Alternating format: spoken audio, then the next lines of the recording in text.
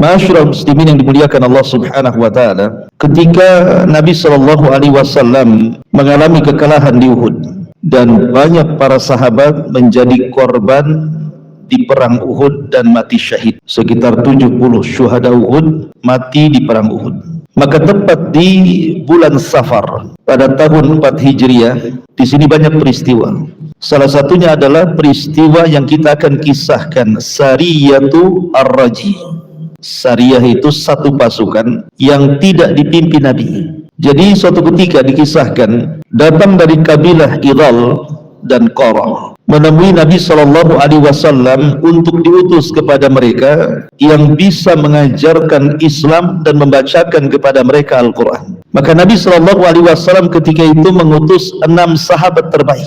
Nanti kita akan kisahkan sedikit biografi dari 6 sahabat ini. Nah, kemudian setelah mereka pun sampai di tujuan, tiba-tiba kemudian mereka dikhianati. Akhirnya terjadilah pembunuhan terhadap 6 sahabat ini dan terjadi pembantaian di sumur namanya Raji. Siapa sahabat-sahabat ini? Bagaimana kisah pembantaiannya? Ini yang menarik kita akan bahas di malam hari ini. Ma'asyiral muslimin yang dimuliakan Allah Subhanahu wa taala. Pertama sahabat yang diutus Nabi sallallahu alaihi wasallam adalah Marsad ibn Abi Marsad.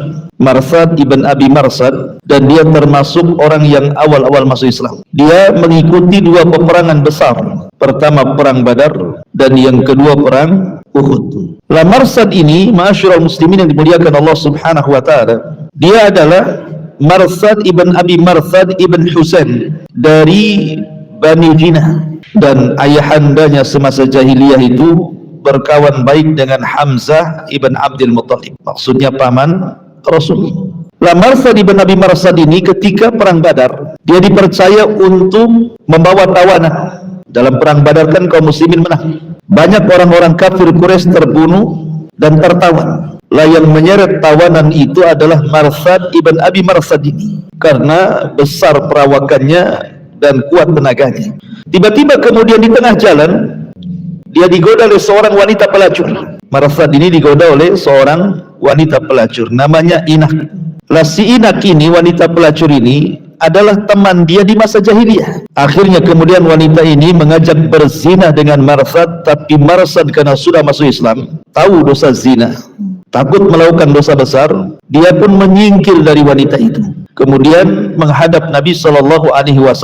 Karena ada perasaan suka, maka dia meminta izin kepada Nabi SAW untuk menikah dengan wanita pezina ini. Dari situlah kemudian turun ayat Az-zani la yankihu illa zaniyatan aw musyrikatan waz-zaniyatu la yankihuha illa zanin aw musyrikin wa harrama dzalika 'alal mu'minin. Laki-laki pezina tidak boleh menikah kecuali dengan wanita pezina atau musyrik, dan wanita pezina tidak mungkin menikah kecuali dengan laki-laki pezina atau musyrik, dan yang demikian itu diharamkan kepada orang-orang yang beriman. Turun ayat ini kepada Marsad ibn Abi Marsad. Lah Marsad ini satu di antara 6 sahabat yang diutus dalam Sariyatul Raji ini. Ini satu sahabat. Kita sedikit-sedikit saja ya, karena juga pembahasannya panjang Mas. Kemudian yang kedua, sahabat namanya Khalid ibn Bukair Al-Laythi. Khalid ibn Bukair Al-Laythi, sama dia termasuk as-sabiqun al-awwalun, sahabat-sahabat yang awal-awal masuk Islam, dan dia juga sama terlibat dalam perang Badar. Dan ingat, orang-orang yang terlibat dalam perang Badar itu punya keutamaan. Salah satunya Nabi SAW mengatakan, siapa yang perang Badar itu i'malu ma syi'tum faqad ghafartu lakum. Berbuatlah sekehendakmu karena Allah sudah mengampuni dosa-dosa kalian. Jadi memang Ashabul Badar, orang yang terlibat dalam perang Badar ini ada keistimewaan sendiri dari Nabi SAW. Lah dia pun hijrah bersama saudaranya ke Yathrib. Kemudian dipersaudarakan oleh Nabi SAW dengan Zaid, dan dia pun ikut perang Badar, kemudian ikut perang Uhud, dan terlibat dalam pengutusan Sariyah dalam Sariyatul Raji yang kita ceritakan ini. Itulah Marsad ibn Abi Marsad ini. Kemudian yang ketiga, Asim ibn Thabit ibn Abil Afrah. Ini yang menarik kita kisahkan, Asim ibn Thabit ini. Asim ibn Thabit ibn Abi Aflah ini, dia sahabat Ansar dan dia dari Aus. Dia salah satu yang ikut pembaiatan Aqabah. Sudah saya ceritakan Aqabah yang pertama, Aqabah yang kedua, mudah-mudahan masih ingat. Dan dia pun terlibat dalam perang Badar dan perang Uhud. Dia salah satu orang yang mati syahid pada Sariyatul Raji yang kita akan kisahkan ini. Masalahnya begini, yang menarik dari kisah Asim ibn Thabit ini, dia kan dipenggal kepalanya. Kemudian orang-orang yang memenggal kepala Asim ibn Thabit ini ingin menyerahkan kepalanya kepada seorang wanita, yang wanita ini merasa dendam karena saudaranya terbunuh dalam perang Badar. Wanita ini bersumpah untuk menggunakan kepala Asim ibn Thabit ini, kemudian batok kepalanya digunakan untuk minum khamar. Itu sumpahnya wanita itu. Jadi ketika Asim ibn Thabit ini meninggal dunia, dan ketika jasadnya mau diambil, mau diserahkan dan mau dijual ke wanita yang fajir itu, yang fasik, yang kafirah itu, tiba-tiba datang tawon dari mana-mana, lebah dari mana-mana, dan melindungi jasadnya, sehingga orang-orang musyrik ini tidak bisa mengambil jasadnya. Akhirnya mereka pun menunggu sampai pagi hari. Mudah-mudahan lebah dan tawon itu hilang dan mereka bisa mengambil jasadnya dan bisa menjual jasadnya ke wanita kafirah itu. Tetapi Allah takdirkan turun hujan, kemudian membawa banjir lumpur. Jasadnya dibawa lumpur, kemudian hilang entah berantah kemana. Allah lindungi jasadnya, jasad Asim ibn Thabit ini. Luar biasa gitu ya. Karena dia pernah bersumpah kepada Allah Azza wa Jal, jangan sampai badannya disentuh oleh siapapun dari orang-orang musyrik itu. Dan Allah kabulkan keinginannya. Asim ibn Thabit ibn Abil Aflah ini. Kemudian yang keempat, Zaid ibnu Dithinnah. Zaid ibn Dithinnah ini salah satu syuhada al-awwalin, juga termasuk sahabat-sahabat yang awal-awal masuk Islam, dan dialah yang membunuh pemimpin Quraisy dalam perang Badar. Siapa yang dibunuhnya? Umayyah ibn Khalaf. Umayyah ibn Khalaf ini sama dengan Abu Jahal posisinya, pemimpin, sama dengan Abu Sufyan, sama dengan Abu Lahab, pemimpin besar. Dan dialah yang dikutuk Nabi SAW ketika Nabi sholat. Kemudian Uqbah ibn Mu'aid datang membawa kotoran, diletakkan di pundak Rasul. Datang Fatimah membersihkannya. Kemudian setelah sholat, Fatimah mengatakan, wahai abiku, doakan kecelakaan kepada mereka. Salah satu yang didoakan kecelakaan adalah Umayyah ibn Khalaf. Dan Allah kabulkan kutukan Nabi, sehingga Umayyah ibn Khalaf dibunuh oleh Zaid ibn Dithinnah ini di perang Badar. Dan Zaid ibn Dithinnah al-Ansari ini sekali lagi termasuk as-sabiqun al-awwalun, orang-orang yang masuk Islam di awal-awal, ikut dalam perang Badar dan juga perang Uhud, kemudian gugur di Sariyatul Raji yang kita ceritakan. Kemudian yang kelima, Abdullah ibn Tariq.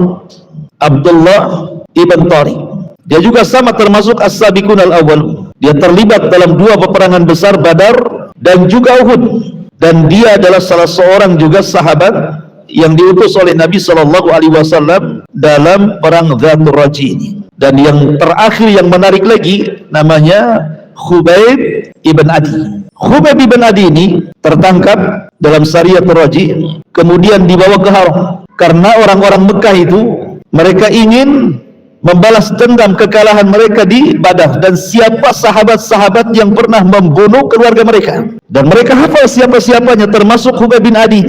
Ketika dalam Sariyatul Raji dia tertangkap, kemudian dibawa ke Mekah. Ketika dieksekusi, hendak dieksekusi, karena ketika itu jatuh di bulan Hurum dan di tanah haram, orang-orang musyrik pun masih mengagungkan tanah haram masalahnya, apalagi di bulan haram. Akhirnya dibawa keluar tanah haram ke daerah yang namanya Tan'im. Di Tan'im inilah dia dieksekusi. Sebelum dieksekusi, maka dia minta izin untuk melaksanakan wudhu dan sholat 2 rakaat dengan singkat, supaya jangan dikira dia takut dibunuh. Kalau lama-lama sholatnya kan disangkanya takut dibunuh gitu. Jadi sholatnya disingkatkan. Kemudian setelah sholat, pembesar Quraisy mengatakan kepada Khubayb ibn Adi, atasurruka anna Muhammadan makana, sudikah dirimu kalau seandainya posisimu diganti dengan si Muhammad itu? Maka Khubayb bin Adi, demi Allah, jangankan lagi dia menempati posisiku, 1 duri saja menancap di kaki Rasul, saya tidak reda. Apalagi kemudian di sini, gitu. Yang mau dibunuh gitu ya, satu duri saja menancap, saya tidak reda.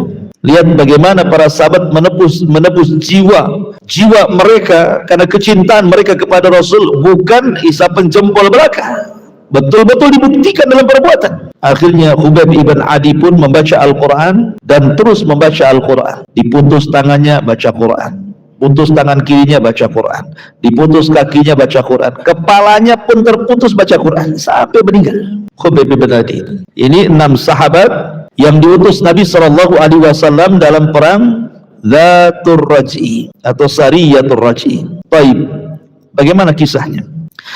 Ma'asyiral muslimin yang dimuliakan Allah Subhanahu wa taala. Perang Zatul Raj'i ini Al-Imam Ibn Ishaq rahimahullahu taala beliau mengisahkan, dan dia pakar sejarah. Jadi ketika Nabi SAW kalah dalam perang Uhud, kemudian Nabi SAW mulai mengatur strategis dalam dakwah. Dia ingin mengirim orang-orang pilihan ke kabilah-kabilah, mengajak mereka masuk Islam. Ya, sebagian berhasil, sebagiannya tidak, namanya dakwah kan itu ya. Sehingga kemudian ada 2 kabilah datang, namanya kabilah Idhal dan Qarah ini, menjumpai Nabi SAW, kemudian meminta kepada Nabi SAW, tolonglah kirimkan kepada kami para pakar-pakar Quran untuk mengajarkan Islam kepada kami.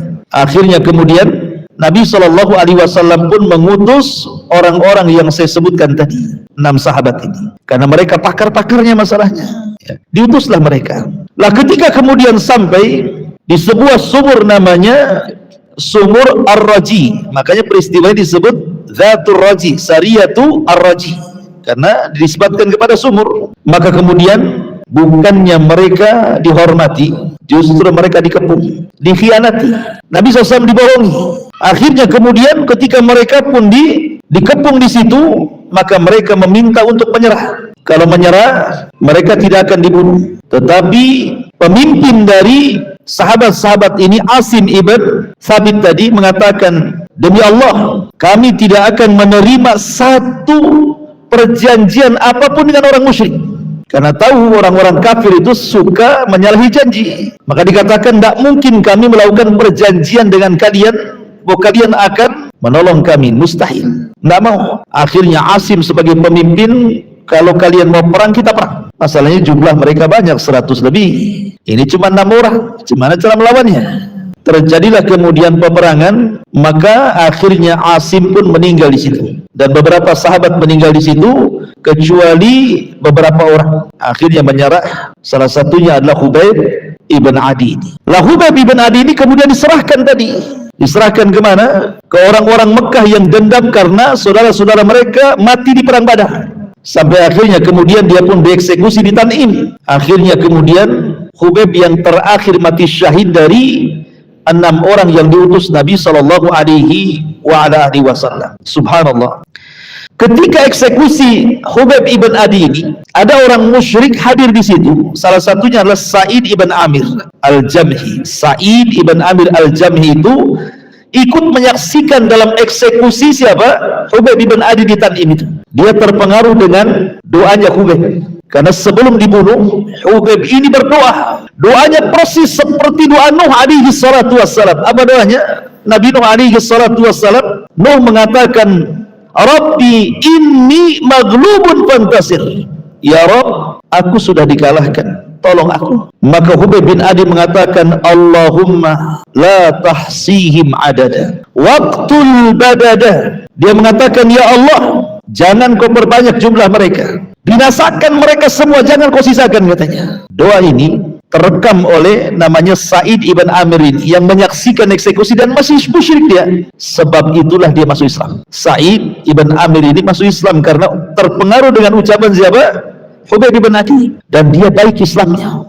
Lah di zaman Khalifah Umar, Sa'id ibn Amir ini dijadikan gubernur Syam karena baik Islamnya. Kemudian dia pun terkenal zuhud dan wara. Nasihat-nasihatnya itu sangat bagus sekali, penuh dengan syarat, dengan hikmah, sampai Umar terpengaruh. Akhirnya Umar menghendaki Sa'id ibn Amir ini digunakan atau dijadikan, diangkat menjadi gubernur di Syam. Tiba-tiba kemudian orang-orang Syam demo sama Umar tentang kepemimpinan Sa'id ibn Amir ini. Ada catatan, Kan Umar ini kan meminta kepada masyarakat Syam, karena ketika itu kan terjadi paceklik hebat, kelaparan, kemiskinan di mana-mana. Jadi Umar bin Khattab ini kemudian meminta agar nama-nama orang miskin itu dicatat semuanya, biar tahu berapa jumlahnya kan. Rupanya dari sekian nama orang-orang miskin itu ada pula nama Sa'id ibn Amir di situ, gubernurnya. Subhanallah gitu. Coba kalau antum data orang-orang miskin, kira-kira masuk nggak wali kota di situ tuh? Nggak ada kan? Ini gubernur masuk dalam deretan orang-orang miskin. Nah, bayangkan. Amir ibn Sa'id ibn Amir ini. Akhirnya Umar bin Khattab radhiyallahu anhu pun kaget gitu. Kenapa ada nama gubernur di sini? Ceritanya panjang. Yang ingin saya ceritakan, rupanya Sa'id ibn Amir ini diprotes sama rakyatnya. Jadi Umar bin Khattab bertanya, apa protes kalian terhadap gubernur kalian ini? Satu katanya, dia itu kalau keluar siang-siang saja, kalau malam tak mau keluar. Dan kalau kami pun datang malam-malam nggak mau diganggu dia. Masa gubernur kayak gitu katanya. Satu kan. Yang kedua, setiap 1 minggu ada 1 hari dari pagi sampai malam nggak keluar dia. Coba bayangkan ya, diprotes tuh. Kemudian yang ketiga, ini gubernur kami ini aneh. Kalau seandainya dia di tengah-tengah terik matahari, tiba-tiba jatuh pingsan katanya. Kata Umar bin Khattab, baik, saya akan interogasi gubernur kalian. Datangkan Sa'id ibn Amir kepada saya katanya. Didatangkanlah Sa'id ibn Amir kepada Umar. Ya Sa'id, saya dengar rakyatmu memprotes 3 poin katanya. Ya, ada apa wahai Amirul Mukminin? Pertama, kau ini kalau menemui rakyatmu siang saja, malam tak mau temui katanya. Yang kedua, seminggu sekali malam kau nggak bisa ditemui dari pagi sampai malam. Yang ketiga, kamu itu kadang-kadang pingsan, ada apa kan? Kata Sa'id ibn Amir, saya jawab wahai Amirul Mukminin, ya, yang pertama, adapun kenapa saya keluar siang dan tidak keluar malam, karena malam itu adalah hak aku dengan Robku, jangan ada ganggu. Kalau siang adalah hak diriku dan rakyatku. Aku kalau malam tahajud, baca Quran, zikir, makanya saya tidak mau diganggu. Kalau sekarang kan tidak, siang malam sama aja kalau pemimpin. Siang ke kantor, malam kuliner. Kan gitu ya. Iya. Kemudian seminggu sekali, kenapa saya dari pagi sampai malam saya nggak keluar? Ya Amirul Mukminin, saya ini punya pakaian satu, tidak mungkin tidak dicuci 1 minggu. Saya harus cuci pakaian. Pakaiannya orang dulu kan menggunakan ihram, antum tahu orang ihram? Nah, seperti itulah pakaiannya orang dulu. Saya harus cuci pakaian itu, tidak mungkin saya keluar telanjang. Saya harus cuci, saya ke jemur, baru kemudian besok saya pakai lagi, minggu depan saya cuci lagi. Pemimpin zaman sekarang, jangan antum hitung pakaiannya, hitung lemarinya. Hitung lemari, ya kan? Pakaiannya nggak usah hitung pakaian, lemarinya saja. Ya, kalau sudah banyak lemari, banyaklah pakaiannya di situ. Adapun kenapa yang ketiga ini yang kaitannya dengan cerita Hubaib bin Adi. Kalau aku tersengat matahari, aku selalu terbayang bagaimana penyiksaan orang-orang musyrik kepada Hubaib bin Adi yang aku saksikan kala itu. Bagaimana Hubaib diikat dalam tiang, kemudian matahari di atas kepalanya. Tiba-tiba dia berdoa kepada Allah, Allahumma ahsi adada waqtul badada. Ya Allah, sedikitkan jumlah mereka, bunuh mereka, jangan kau sisakan katanya. Kalau aku teringat dengan doanya Hubaib ibn Adi, wahai Amirul Mukminin, aku tidak tahan, aku pun pingsan. Inilah siapa? Sa'id ibn Amir yang menyaksikan eksekusinya Hubaib ibn Adi radhiyallahu anhu. Ini satu kisah yang disebut dengan Sariyatul Raji' namanya. Ini satu kisah. Kemudian kisah yang kedua. Kisah yang kedua tak kalah menariknya. Kisah yang kedua disebut dengan kisah Sumur Ma'unah, Bi'rul Ma'unah. Baru saja Nabi SAW sedih dengan kematian 6 syuhada ini. Sedih Nabi SAW, bagaimana tidak? Dikhianati. Makanya Allah Subhanahu wa taala berfirman dalam surah Al-An'am, "Walaqad kadzdzabat rusulun min qablika fasabaru 'ala ma kudzibu wa udhu hatta atahum nasruna wa la mubaddila li kalimatillah wa laqad ja'aka min naba'il mursalin." Dan sungguh rasul-rasul sebelum engkau wahai Muhammad pun telah didustakan, tetapi mereka sabar terhadap pendustaan dan penganiayaan yang dilakukan terhadap mereka sampai datang pertolongan kami kepada mereka, dan tidak ada yang dapat mengubah kalimat ketetapan Allah dan sungguh telah datang kepadamu sebagian dari berita Rasul-Rasul itu. Artinya bahwa kalau memang Nabi diuji, disakiti, dan juga para sahabatnya sampai dibantai, Rasul-Rasul dulu juga sama nasibnya. Bagaimana Zakaria dipenggal kepalanya, bagaimana Zakaria digergaji, bagaimana Yahya dipenggal kepala, bagaimana seorang Nabi dikubur hidup-hidup, dan begitu seterusnya. Itu sudah dialami oleh pendahulu-pendahulu.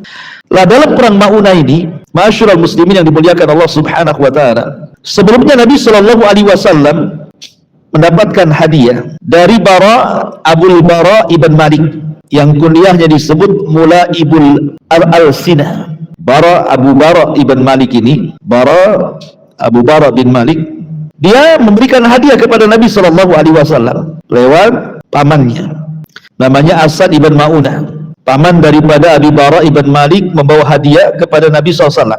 Jadi Rasul itu kan senang, walaupun dia orang kafir, tetapi kan tidak memusuhi, bahkan ngasih hadiah kan gitu. Tetapi hadiah itu ditolak oleh Rasul. Kemudian Abu Bara ini, Amir ibn Malik ini, akhirnya kemudian datang kepada Nabi SAW. Amir ibn Malik atau kunyahnya Abu Bara. Kemudian Rasul menawarkan untuk masuk Islam, tapi dia menolak. Tetapi anehnya, walaupun demikian, Abu Bara Amir ibn Malik ini meminta kepada Rasul untuk diutus beberapa orang yang bisa berdakwah dan mengajarkan Islam. Sama dengan kisahnya Sariyatul Raji tadi, di tahun yang sama 4 Hijriah. Jadi berdekatan waktunya itu. Nabi SAW pernah sempat khawatir dan mengatakan, "Inni akhsha alaihim ahlan Najd." Kayaknya nggak bisa lah. Saya takut sahabat-sahabat ini diutus ke sana tiba-tiba dibunuh oleh orang-orang jahat jadi itu. Tetapi kata Abu Bara, "Analahum jarun." Kupastikan mereka akan selamat karena aku yang melindungi mereka. Karena Abu Bara Amir ibn Malik ini kan pemimpin, sehingga Rasul akhirnya percaya, karena orang Arab itu sangat menghargai perlindungan masalahnya, walaupun dari orang kafir. Diutuslah lebih banyak daripada Sariyatul Raji. Kalau Sariyatul Raji kan 6 orang, ini diutus 70 sahabat. Mereka ahli-ahli ibadah, qurra, pakar-pakar Quran. Memang orang-orang pilihan Nabi SAW itu 70 orang ini. Terjadi perselisihan antara Imam Bukhari dan Imam Muslim. Kalau Imam Muslim memberikan alasan sebab pengutusan Nabi SAW adalah karena permintaan mereka orang-orang itu supaya diutus 70 orang pengajar Islam dan pengajar Quran. Tapi Imam Bukhari mengatakan tidak, bahwa sebabnya karena mereka meminta bantuan karena akan diserang musuh-musuh mereka. Maka Rasul mengirim orang-orang ini. Tetapi riwayat yang masyhur bahwa Abu Bara Amir ibn Malik ini meminta kepada Nabi SAW untuk diutus kepada mereka para pendakwah Islam. Itu yang masyhur kisahnya. Maka kemudian Nabi SAW pun mengutus 70 orang. Di antaranya Al-Haris, kemudian Ibn Sammah, kemudian Haram Ibn Milhan, kemudian Urwah Ibn Asmah, kemudian Nafi Ibn Badil, kemudian Amir Ibn Fuhairah, dan yang lainnya. Intinya jumlahnya 70 orang lah gitu ya. Berangkat 70 orang ini. Ketika sampai di sebuah sumur namanya Maunah, makanya peristiwanya disebut sumur Maunah. Ketika sampai di sumur Maunah itu, akhirnya kemudian pemimpin mereka diutus kepada kabilah untuk dikirim surat bagaimana pengajakan Nabi kepada Islam. Tetapi kemudian utusan ini malah dibunuh. Haram Ibn Milhan, salah satu dari syuhada sumur Maunah ini, dibunuh oleh anak dari atau keponakan daripada Abu Bara Amir ibn Malik yang minta diutus. Ponakannya jahat, namanya Amir ibn Tufail namanya. Kata Amir bin Tufail, tidak, saya tidak redha paman saya melindungi mereka, katanya. Ketika kemudian surat ini diberikan kepada Amir ibn Tufail oleh Haram ibn Milhan, ketika Haram ibn Milhan ini pulang, maka Amir ibn Tufail mengisyaratkan orang-orangnya, bunuh dia. Maka dibunuhlah dengan tombak dari belakang, pengecut. Akhirnya utusan itu pun Haram ibn Milhan meninggal. Sebelum meninggal dia bertakbir kepada Allah dan mengatakan, Allahu Akbar, demi Allah aku sudah senang karena aku ingin masuk surga, katanya. Nah, jadi dibunuh itu senang sahabat itu, karena apa? Intinya mati syahid kan itu sahabat itu kan.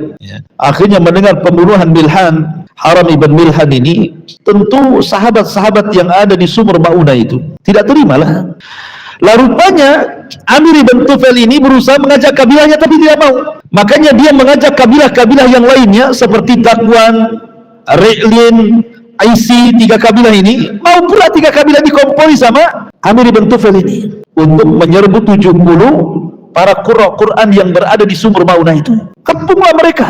Disinilah terjadi pembantaian. Perang dahsyat di sumur itu. Tetapi karena kalah jumlah, maka semua gugur di perang ini. Kecuali ada yang selamat, yang ketika itu telat datang. Memang dia telat datang itu yang menyusul kawan-kawannya. Dialah kemudian yang melaporkan kepada Nabi kejadian itu, namanya Amr ibn Umayyah al-Dhamri. Dia selamat, kemudian melapor kepada Nabi SAW, dan Rasul pun sangat sedih. Dari sini Rasul kemudian melakukan kunut nazilah selama 1 bulan, 5 waktu, zuhur, asar, maghrib, subuh, balik lagi ke zuhur gitu ya. Setiap hari 5 waktu Rasul melakukan kunut nazilah. Disinilah asbab kenapa ada namanya kunut nazilah. Ya, kunut kalau Palestina gitu kan, diserang sampai banyak orang korban gitu ya. Perang di mana kaum muslimin banyak korban, maka kita disyariatkan untuk kunut nazilah. Karena Nabi ketika mendengar 70 para pakar-pakar Quran dibunuh di sekitar sumur Maunah itu, Rasul kunut nazilah selama 1 bulan, berdoa kepada Allah Subhanahu wa ta'ala untuk kemenangan kaum muslimin. Lah tentu ketika pembunuhan sahabat-sahabat ini oleh Amir ini, Ibn Tufail ini, Abul Bara Amir ibn Malik yang mengundang mereka tentu menyesal. Kenapa tidak bisa melindungi? Maka dia dendam sama ponakan. Diutusnya Rabi'ah, anaknya, untuk membunuh Amir ibn Tufail ini. Karena merasa bersalah kan itu ya. Tapi masalahnya ketika ditikam masih hidup dia. Sehingga ketika dia masih hidup terluka, dia pun mengarah ke Madinah ingin membunuh Rasul. Di tengah jalan dia mampir kepada serumah seorang wanita tua. Rupanya wanita tua ini punya penyakit menular. Kemudian menularlah penyakitnya kepada Amir ibn Tufail ini. Sebelum sampai di Madinah, di tengah jalan di padang pasir dia mati ya. Dan inilah peristiwa ini, ikhwatu fillah, muliakan Allah Subhanahu wa ta'ala, disebut peristiwa Sariyatul Maunah namanya. Kalau saat yang pertama Sariyatul Raji, dan yang peristiwa ini disebut Sariyatul Maunah. Ini diantara 2 tragedi yang terjadi. Baru setelah itu ada kasus baru di mana orang-orang Yahudi Bani Nadir ini yang terikat perjanjian piagam Madinah berkhianat.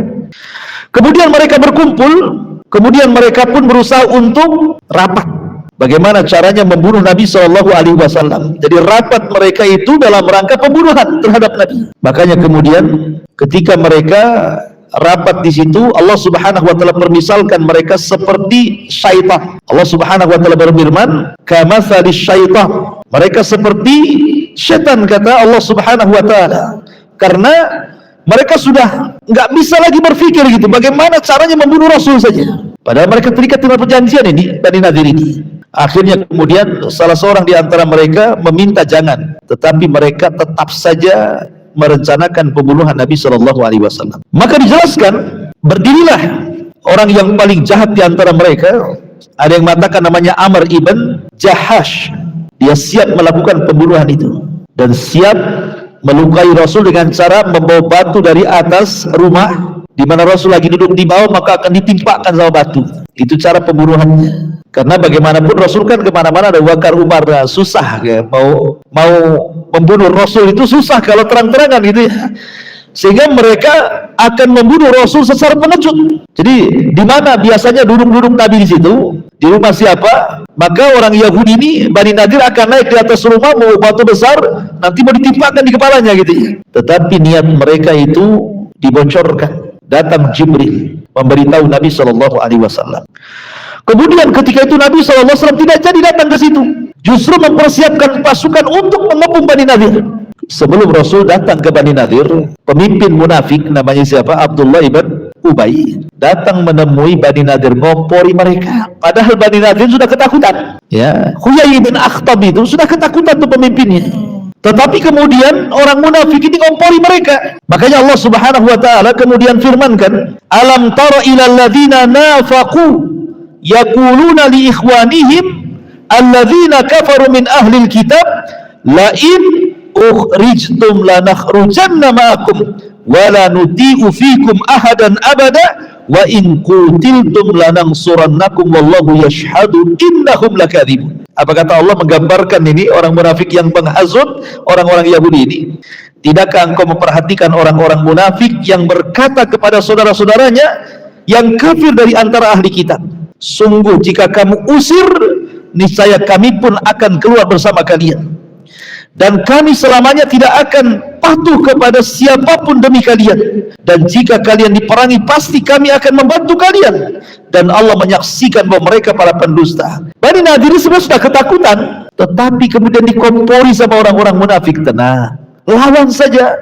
Nanti kalau kalian lawan, kami siapkan pasukan besar, kita lawan sama-sama. Ketika betul-betul pasukan sampai, nggak ada satupun orang munafik yang hadir. Nggak ada pertolongan, nggak ada bantuan. Dari situlah Nabi SAW kemudian mereka dikepung. Bani Nadir ini kan bentengnya penuh dengan pepohonan, terhalang dengan kebun-kebun, sehingga menyulitkan para sahabat untuk menjebol bentengnya. Akhirnya kemudian Rasul memerintahkan untuk menebang pohon, tebang saja pohon-pohon itu. Kalau sekiranya itu menghalangi tujuan jihad.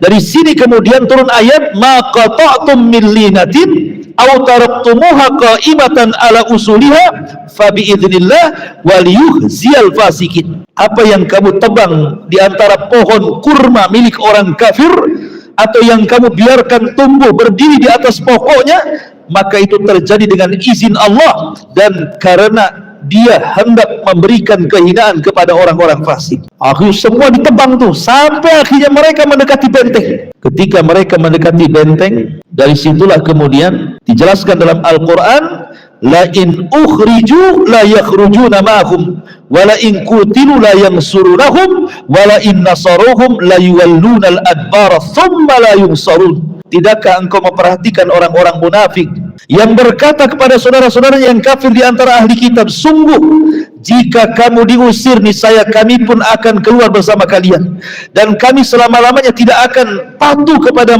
siapapun dari kamu, dan jika kamu diperangi pasti kami akan membantu kalian. Tapi apa yang terjadi setelah Rasul mengabung? Tidak ada satupun munafik yang datang kan? Dari situlah Allah berikan kehinaan. Mereka pun dikepung, akhirnya diusir dari Madinah. Diusir dari Madinah. Jadi terusirnya orang-orang Yahudi di Madinah itu bukan karena Rasul tidak suka dengan keberadaan mereka, tidak.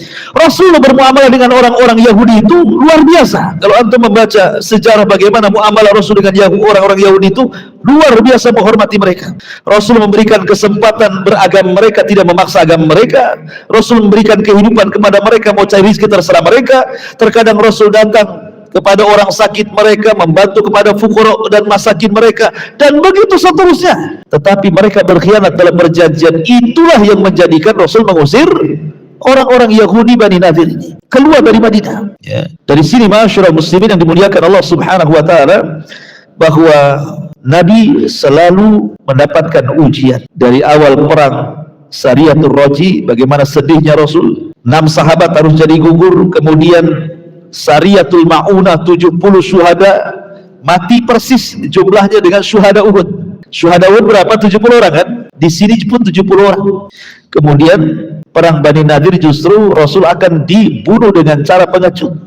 Dan begitulah ujian kita, ikhwan. Dalam berdakwah itu pasti akan ada ujian seperti yang dialami Nabi SAW. Pasti disakiti, diuji, itu sudah fitrah dakwah. Maka jangan kemudian kita pantang mundur, terus berdakwah.